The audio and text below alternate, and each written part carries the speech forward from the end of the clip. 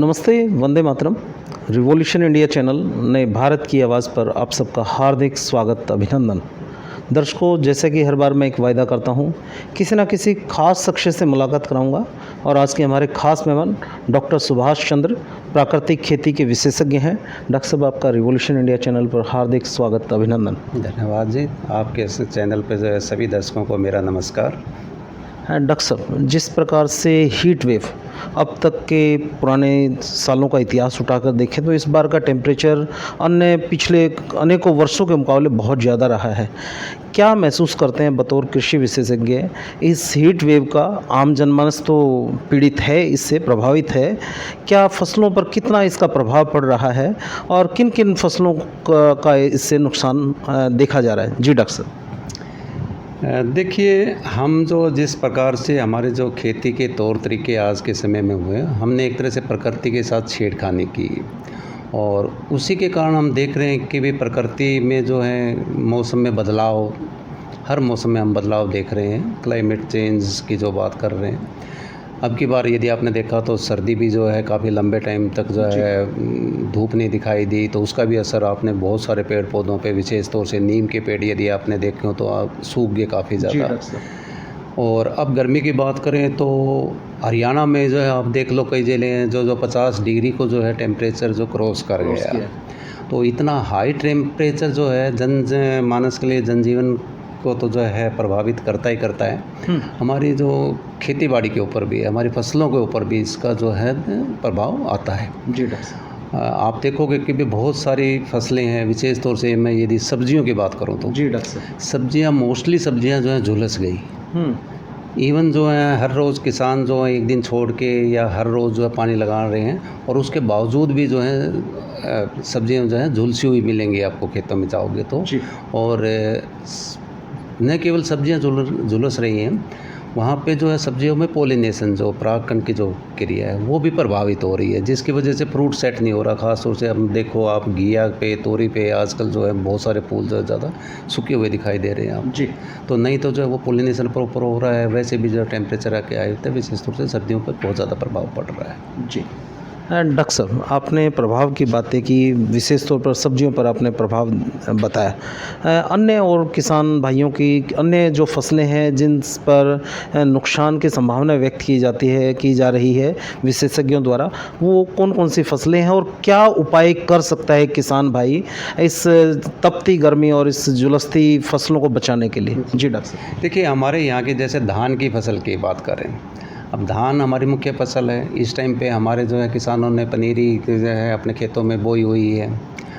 अब पनीरी में ये जो दिन में यदि हम पानी लगा देते हैं तो उस पानी का तापमान इतना बढ़ जाता है गर्मी की वजह से, जिससे जो है वो गर्म हो जाता है, पानी इवन बॉयल हो जाता है जी। तो जिसकी वजह से अब जो नर्सरी का है, प्योद का जो पौधा है, वो तो बहुत ही बच्चे की तरह से बहुत जो है नाजुक है जी। तो जब गर्म पानी में जब वो होगा वहाँ पे होगा तो उसको जो है वो डैमेज करना पड़ रहा है। तो पीलापन दिखाई दे रहा है नर्सरी में, धान की प्योद में आपको कहीं जो है सूखने लग गई है, तो इस प्रकार के विकार उसमें दिखाई दे रहे हैं जी। तो ऐसी परिस्थिति में हमें जो है विशेष ध्यान देने वाली बात है कि भी हम कभी भी दिन में जो है पनीरी में पानी न लगाएं जी डॉक्टर साहब। हम जो है पनीरी में हमेशा जो शाम के टाइम पानी लगाएं, विशेष ध्यान इस चीज़ का ध्यान रखना है। दूसरा, एक थोड़ा सा भी ऐसे मौसम में जब हाई टेम्परेचर होता है तो यदि हमारे बाई चांस जो ट्यूबवेल का किसी का पानी है उसमें नमक की मात्रा थोड़ी सी भी है, ज़्यादा नमक है तो वो तो बहुत दुष्परिणाम जल्दी दिखा देगा, बट थोड़ी सी भी जो उसमें मात्रा अधिक है उसके भी जो है दुष्परिणाम इसमें जो है साइड इफ़ेक्ट्स देखने को मिलते हैं। तो कोशिश करे किसान कि भी पनीरी में नहर का पानी यदि बीच में उसके पास उपलब्ध है तो नहर का पानी लगाने की कोशिश करें। यदि नहर का पानी वैसे नहीं है तो चाहे भले ही उसको टैंकर भर के लेके आना पड़े, नहर के जो पानी के उससे जो है स्प्रे कर दे उसको जी। तो उसके लिए जो उसमें बचाव रह सकता है। दूसरा, जहाँ तक कपास की बात है, इवन जो जिस टाइम तेज़ हवाएँ चल रही है जी, तेज़ हवाएँ चल रही हैं तो वहाँ पे कहीं अपने यहाँ जींद के आसपास तो नहीं है, पर जो हम भिवानी और इस टाइप से के जो एरिया में देखते हैं तो वहाँ पे रेत उड़ के न जो है पत्तों के ऊपर जो चिपक जाती है जी। और वो रेत जो है गर्मी की वजह से गर्म हो जाते हैं, जिससे पत्ते जो हैं झुलस रहे हैं। कपास में भी जो है ये समस्या आ रही है। तो ऐसी परिस्थिति में एक तो जो है थोड़ा सा पानी की उपलब्धता है, तो पानी का विशेष ध्यान रखे किसान। जी। लेकिन पानी की भी जो है डिमांड खपत बढ़ जाती है इस टाइम पे आके, तो एक तरह से खर्चा भी बढ़ता है। तो कोशिश करें कि भाई जो वो अकेले पानी का भी जो है वो स्प्रे कर सके, तो शाम के टाइम जो है कपास में भी और उसमें भी वो करेगा तो उसके लिए फ़ायदेमंद रहेगा। जी।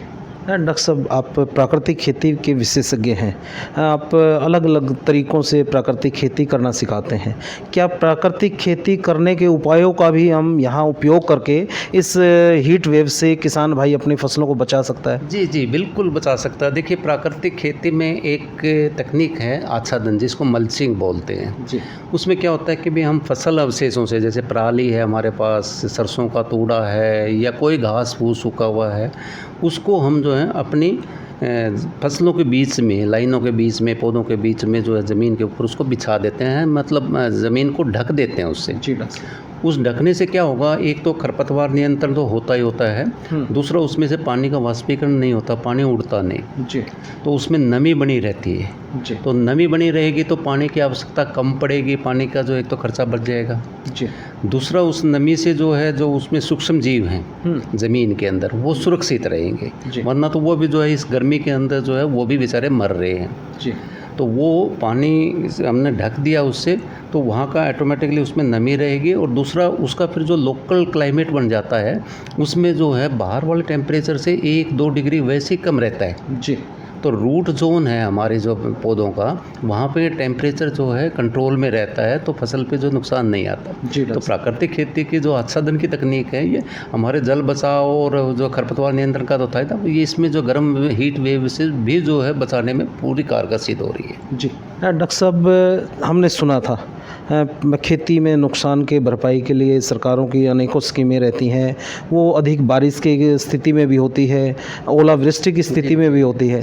क्या जो ये प्राकृतिक आपदायिक हीट वेव के रूप में नज़र आ रही है, क्या इस स्थिति में भी कुछ ना कुछ सरकार की तरफ से सहायता या ऐसी कोई ये भी उस फसल बीमा के नियम के अंतर्गत आता है? इसके बारे में थोड़ी जानकारी साझा करें डॉक्टर साहब। बिल्कुल, देखिए, सरकार ने जो है एक बहुत अच्छी स्कीम योजना चलाई है, प्रधानमंत्री फसल बीमा योजना। माननीय में प्रधानमंत्री जी ने जो है किसान का ऐसी परिस्थिति में जो है उसकी मदद करना, कि खुदा न खास्ता जो है प्राकृतिक आपदा की वजह से उसकी फसल में कोई इस प्रकार की आपदा आ गई है जिसकी वजह से उसको फसल में नुकसान होगा, तो किसान को बड़ी दिक्कत में आ जाता है। तो ऐसी स्थिति में किसान को जो है आर्थिक मदद के रूप में वो जो है फसल बीमा की एक योजना चलाई है, जिसमें किसान से तो मात्र 2%, 2.5% का जो है वो प्रीमियम लेती है सरकार, बाकी सरकार उसको जो पे करती है। लेकिन उसका मुआवजे के रूप में कहें, जो इंश्योरेंस क्लेम जिसको हम बोलते हैं, वो जो है किसान को मिलता है। तो उसमें जैसे प्राकृतिक आपदा में हमारी बहुत ज़्यादा जो है बवंडर आ जाना, ओलावृष्टि हो जाना, बहुत ज़्यादा बाढ़ की स्थिति बन जाना, सूखा पड़ जाना, भूस्खलन जिसमें लैंडस्लाइडिंग जो पहाड़ों एरिया में वो हो जाना, या जो हीट वेव उसको भी उसमें कंसिडर किया है। तो ऐसी परिस्थिति यदि बनती है और किसान ने यदि अपनी फसल का बीमा करवाया है, तो वो जो है उसको जो है वो मुआवजे का हकदार बन जाता है, उसको क्लेम, उसकी सहायता मिल सकती है, बशर्ते उसने फसल का अपनी का बीमा करवाया हो। जी। तो इसीलिए कहते हैं कि भी ये किसान के लिए जो फसल बीमा योजना बहुत ही जो है लाभकारी है, और ऐसी परिस्थिति का पता नहीं लगता कब ऐसी जो है वो बन जाए। तो इस चीज़ के लिए जो है फसलों का बीमा ज़रूर से ज़रूर किसान ने करवा लेना चाहिए, और इसमें जो है इसको भी जो है कंसिडर किया गया है। जी डॉक्टर साहब, अंतिम निवेदन मेरा आपसे, क्योंकि आप कृषि विशेषज्ञ हैं, प्राकृतिक खेती के जानकार हैं, और जिस प्रकार से आपने इस इंटरव्यू की शुरुआत ही कहा कि जब व्यक्ति की ज़रूरतें बदल गई तो व्यक्ति ने प्रकृति के साथ छेड़छाड़ भी कर दी, तो जब समस्या है उस समस्या का समाधान भी होगा। बतौर विशेषज्ञ इस प्रकार के जो परिवर्तन हो रहे हैं वायुमंडल में, जो जिस प्रकार का मौसम परिवर्तित हो रहा है, क्या कारगर कदम एक आम नागरिक भी, किसान भाई तो अपने तौर पर वो कर ही रहे हैं सभी अच्छा काम, लेकिन एक आम नागरिक की भी क्या एक नैतिक फ़र्ज बनता है कि किस प्रकार से वो इस जो मौसम परिवर्तन के इस दौर में अपनी महत्वपूर्ण भूमिका निभा पाए? जी, बहुत ही अच्छी बात कही आपने। देखिए, जहाँ तक मैं किसान की बात करूँ, अब किसान बेचारा कड़ी मेहनत करके दिन रात मेहनत करके न जो है अन्न पैदा करता है और जो है लोगों का पेट भरता है, अपनी ज़रूरतें पूरी होती हैं। ऐसी स्थिति में वो भी जो है, क्योंकि ऐसी स्थिति बनती जा रही है कि भी जैसे किसान जो है धान में कहीं उसको ज़्यादा फ़ायदा दिखाई देता है और इसलिए जो वो धान की बिजाई के पीछे भागता है। जी। लेकिन धान ऐसी फसल है जिसमें 1 किलो धान पकाने के लिए लगभग हमारा 3000 से 4000 लीटर की पानी की खपत होती है। सबसे ज़्यादा पानी खपत होता है इसमें। डॉक्टर साहब, मैं बीच में इंटरप्ट करना चाहूँगा आपको। जो आपने आंकड़ा बताया, क्या ये रिसर्च का हिस्सा रहा है? मतलब इस पे तथ्यात्मक हम ये बात बोल रहे हैं?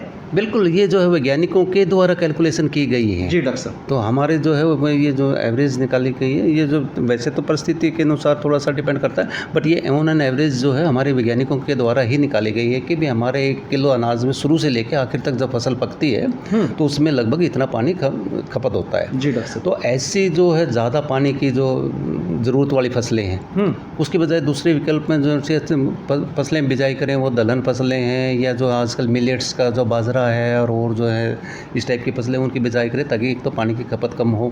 तो उससे क्या होगा कि भी उसको जो है कम ईंधन जलाना पड़ेगा, कम मोटरें चलेंगी, कम होगा, तो उससे जो है पोल्यूशन भी बचेगा, उसका खर्चा भी बचेगा और जल बचाव भी होगा। दूसरा, उसके बाद जो है अपने खेतों में जो है पेड़ पौधे एकल फसल पे आ गए जी, कि भी कहीं धान का एरिया तो धान ही बिजाई कर दिया जी। और पहले क्या होता था कि भाई जैसे कि किसान जो है निराई गुड़ाई करते थे तो उसको जो है विश्राम करने के लिए छाया की ज़रूरत पड़ती थी जी। तो हर किसान के खेत की मेंढ पे, हर किले के ऊपर, मैं ये कहूँगा हर एकड़ की मेंढ पे जी 2 पेड़ अवश्य होते थे। उससे क्या होता था, रेस्ट करने के लिए उसको छाया मिलती थी जी। दूसरा, उसको जो है समय पे जो ईंधन के लिए लकड़ी मिलती थी जी। तीसरा, उसके लिए जो इमारती जो उसने दरवाजे वगैरह चढ़वाने लिए उसके लिए लकड़ी मिलती थी जी, तो उससे आमदनी भी होती थी उसको। तीसरा, उसके बाद जो है पेड़ पक्षियों को जो है बैठने के घोंसले बनाने के जो आसरा मिलता था जी डॉक्टर साहब। तो एक प्रकृति का जो है संतुलन बना रहता था। पक्षी जो वहाँ बैठते थे तो फसलों में से कीड़े चुगते थे तो वो किसान की मदद भी करते थे जी। लेकिन वो जो है आज मशीनीकरण के युग में उस चीज़ की ज़रूरत महसूस नहीं हो रही, कि छाया की ज़रूरत महसूस नहीं हो रही जी। इसलिए हर सारे पेड़ काट दिए जी। आप देखोगे सिर्फ जो है रोड के किनारे या नहरों के किनारे या रास्ते किनारे वन विभाग के ही पेड़ लगेंगे, आमतौर पर जो है पेड़ खेतों में नहीं रहे। तो वो किसान ने लगाने चाहिए। उससे जितने ज़्यादा पेड़ पौधे, जितने अलग अलग प्रकार के पेड़ पौधे लगाएगा अपने खेत में, उतनी ही ज़मीन भी उसकी बढ़िया होगी, उपजाऊ भी होगी और उसमें जो है अच्छी पैदावार लेगा और उसकी आमदनी होगी वो अलग से। तो इस प्रकार के तो जो है किसान कर सकता है। दूसरा, यही चीज़ मैं आम नागरिक के लिए कहूँगा कि भी प्रकृति में जो आपने पूछा कि वो क्या योगदान दे। देखिए, पेड़ पौधा रोपण जो है क्या सबको पता है कि भाई पौधे इतने लाभकारी हैं हमारे लिए जी, कि भी जो प्राण वायु देते हैं बगैर पौधों के तो मिल ही नहीं सकती जी। और आज जो है हम हर किसी को सांस के बगैर कोई रह नहीं सकता जी, परंतु वो आएगा कहाँ से सांस जी, तो वो जो है पेड़ पौधे से ही ले सकता। तो इसलिए जो हर नागरिक ज़्यादा से ज़्यादा पौधे लगाए, पर वो कम से कम एक पौधा तो कम से कम अपनी सांस के लिए जब और बंदोबस्त करता है, वो मकान बनाता है, अपना जो है अनाज इकट्ठा करता है, धन इकट्ठा करता है, अपने प्राणवायु को तो इकट्ठा कर ले जी। सांस से कहाँ से लेगा? जब क्या करेगा उसको वो पैसा जी, क्या करेगी उसकी कोठियाँ जब सांस ही नहीं रहेंगे, ऑक्सीजन नहीं रहेगी जी डॉक्टर। तो इसलिए उसने जो उसको भी बंदोबस्त ज़रूर करना चाहिए और इसलिए जो उसने कम से कम एक पौधा अवश्य लगाना चाहिए, ताकि जो है उसको अपनी ऑक्सीजन भी मिले, सांस लेने की हवा भी मिले। और दूसरा, उसके बाद उससे कहीं ना कहीं वो यदि वो फलदार पौधा होगा तो उसको फल भी देगा जी। तो नेचुरली उसके जो परिवार के बच्चों को खाने के लिए फल भी मिलेंगे, या औषधीय पौधा लगाएगा तो औषधीय मिलेगी, और नहीं तो छाया मिलेगी नीम का। जो आम नागरिक ने इस प्रकार पौधारोपण पे विशेष जोर देना चाहिए जी। दूसरा, साथ में जल बचाव की बात है भाई, पानी इतनी अमूल्य चीज़ है और ये भी कहीं फैक्ट्रियों में नहीं बन सकता जी। बहुत सारी चीज़ें हम फैक्ट्रियों में बना के पैदा वो तो उत्पादन कर लेंगे, तैयार हो सकते हैं, बट पानी को, हवा को कहाँ से बनाएंगे जी डॉक्टर। तो इन चीज़ों के लिए जो है हम जो प्रकृति ने हमारे को दिए हुए सौगात के रूप में उनका सदुपयोग करें, उनको संरक्षित करें, उनको बचाएं, कम से कम उनको जो है जितना भी हो सके उनको जो है हम बचाने की कोशिश करें जी। तो ये एक आम नागरिक का एक कर्तव्य है। और एक कर्तव्य क्या कहूँगा कि यदि जीना है जीवन को, इसको जो है मानवता को जिंदा रखना, तो ये करना पड़ेगा जी। तो आज समझ जाएंगे तो आगे के कल जिंदा रह जाएंगे जी। डॉक्टर साहब, भविष्य में अभी जो मौसम परिवर्तन के बाद अभी आगामी जो फसलें बोई जानी है, उसके लिए किस प्रकार किसान भाई क्या क्या तैयारियां करें ताकि सही से उनको फसलों को बोया जा सके, सही से उनका उत्पादन प्राप्त किया जा सके, उसको और बताते चलें डॉक्टर साहब। देखिए, एक तो जैसे धान की हमारा मुख्य सीज़न अब जो है चलेगा बिजाई का। जैसे कपास की तो बिजाई हमारी हो चुकी है, तो उसमें तो विशेष यही ध्यान देना है अभी कि भी पानी का थोड़ा ख्याल रखें। उसका कीड़ों की बीमारी की बात है, अभी तक जो है एकदम रासायनिक कीटनाशकों के जो उसमें छिड़काव में नहीं जाना। उसने 15 जुलाई तक जो है उसके ऊपर कीटनाशकों का छिड़काव नहीं करना, ताकि मांसाहारी कीट उस खेत में जो उस एरिया में पनपे और वो जो है नुकसान करने वाले कीटों को अपने आप नियंत्रण में रखेंगे। एक तो वो चीज़ वो ध्यान रखें। यदि हम बात करें अपने धान की, अब धान के लिए खेत तैयार करें, उस चीज़ के लिए लेवलिंग जो है लेज़र लेवलर से जो है लेवलिंग करवाएं ताकि पानी की जो बचत हो। दूसरा, उसके बाद जहाँ तक संभव हो, जहाँ तक क्या मतलब ये करना ही चाहिए, धान की सीधी बिजाई, बीज से सीधी बिजाई। नर्सरी रुपाई ना करके हम जो है धान से सीधी बिजाई करेंगे तो उसमें हमारा एक तो जो है पानी का बचाव होता है, दूसरा किसान का खर्चा कम आता है, पैदावार उतनी होती है। तो इस प्रकार से यदि हम जो है यदि धान ही लगानी है, कई बार हमारी मजबूरी भी हो जाती है कि उस एरिया में हम दूसरी फसल नहीं ले पाते, तो ऐसी जगह पे उसने जो है धान की सीधी बिजाई जो है, जिसको डायरेक्ट सीडेड राइस DSR वो बोलते हैं, तो वो जो है तकनीक अपनानी चाहिए। तो उस चीज़ के लिए जो है अब सही समय है वो करे किसान। और इसके लिए तो जो है कृषि एवं किसान कल्याण विभाग जो हरियाणा सरकार का है, उसने स्कीम भी चलाती है इसको प्रोत्साहन करने के लिए, बढ़ावा देने के लिए। जो किसान को जो है 4,000 रुपये प्रति एकड़ के हिसाब से जो पिछले साल दिया था, तो इस साल भी हो सकता दे वो। तो इस प्रकार की मदद विभाग की तरफ से भी दी जा रही है, तो वो ज़रूर अपनाने चाहिए। बाकी रही जो है आने वाला समय रहेगा बाजरा का, और उसका भी समय बिजाई का रहेगा। जैसे मानसून हमारी आ जाएंगे तो बाजरे का एरिया, मिलेट्स, क्योंकि आजकल जो मिलेट्स के ऊपर भी जो पूरा प्रमोट किया जा रहा है, में सेलिब्रेट कर रही है सरकार, क्योंकि ये पौष्टिक अनाज थे हमारे, हमने जो छोड़ दिए और जिसकी वजह से हमारे शरीर में जो है विकार पैदा हो रहे हैं। तो उस चीज़ के लिए हमारे को जो है अपने बाजरे की बिजाई पे विशेष ध्यान देना चाहिए। और बाजरा के साथ साथ दूसरी चीज़ें हैं, ज्वार, खाने वाली ज्वार है या रागी है, कांगनी है, और इस प्रकार के भी मिलेट्स हैं, वो अपने हिसाब से जो है अपने एरिया के हिसाब से अपनी जो जितनी उसकी जो भूमि उसके अनुसार उसने बिजाई का प्रयास करना चाहिए। डॉक्टर साहब, विशेषज्ञ लोग कहते हैं जब कोई आपदा आती है उसका प्रकृति के पास ही उसका समाधान होता है। अब जैसे प्री मानसून आना है, मानसून आना है, तो क्या मान के चलें प्रकृति अपने आप में संतुलन बैठा लेगी? किस प्रकार से किसान भाई मानसून का फसलों में सिंचाई के रूप में सदुपयोग करेंगे? कई बार मानसून अत्यधिक मात्रा में आ जाता है, उस स्थिति में भी किसान भाइयों को कहीं ना कहीं मुसीबत से दो चार होना पड़ता है। तो उस प्रकार की स्थिति से किस प्रकार किसान भाई कैसे उस मानसून का फ़ायदा उठाएं और अत्यधिक वर्षा से किस प्रकार अपनी फसलों को बचा पाए? जी, बिल्कुल सही बात कही आपने। देखिए, जहाँ तक बात करें प्रकृति की संतुलन बनाने के प्रयास, प्रकृति को तो हम संतुलन बनाने नहीं देते, एक तरह से ये कहूँगा मैं तो। जिस प्रकार की हमारी थोड़ी सी आदतें हो गई हैं, तौर तरीके हो गए, तो ऐसी में जो है संतुलन की वजह से हम देख रहे हो कि विपदाएँ, आपदाओं के रूप में कहीं ना कहीं हमारे को उसका रूप देखने को मिलता है। ऐसी स्थिति में सपोज करो कि भी कई बार सूखा पड़ता है, तो सूखे के हिसाब से तो पानी के हम जो अपने आप ही किसान भी और जो है ज़रूरत के हिसाब से जो मोड़ा खड़ा होकर ना जो है उसकी देख रेख करके करता है। और जब ये होता है कि भी जब थोड़ी सी बारिश भी होगी तो ट्यूबवेल पे भी आजकल तो एक वो जो है ऑटोमेटिक ऑपरेटर आ जाता है, भैया जिसको बोलते हैं, वे लाइट आई चल रहा है, ज़रूरत हो चाहे ना हो ऐसे ही चलते रहते हैं। विशेष तौर से धान के खेतों में तो ऐसे चलता है। तो ये चीज़ें ना करें। एक तो इससे फसल को नुकसान भी होता है अत्यधिक। धान की फसल में जहाँ तक नुकसान से तो इतना नहीं हो पाता, पर पानी की बर्बादी है, उसकी जो है आर्थिक जो है पैसे की बर्बादी है। और कहीं ना कहीं नुकसान भी है कि भी जब ज़्यादा एक्सेस पानी देंगे तो जो हमारा वो खाद जो डालता है उसकी वो आवश्यक तत्व वो पानी में घुल के ना और ज़मीन के जो रूट जोन से नीचे चले जाते हैं, जिसको जो फसल नहीं ले पाती। तो वो भी हमारी जो बहुत सारी जो है आवश्यक तत्व जो खाद भी एक तरह से वेस्ट हो जाती है। तो उससे बचना चाहिए। दूसरा, जैसे जो यदि सपोज करो पानी ज़्यादा होगा, बारिश ज़्यादा आ गई, कोशिश करे किसान अपनी एक तो जो खेत की मेंढ हैं जो उनको मजबूत करके रखे कि भी हमारे खेत का पानी खेत के अंदर ही रहे।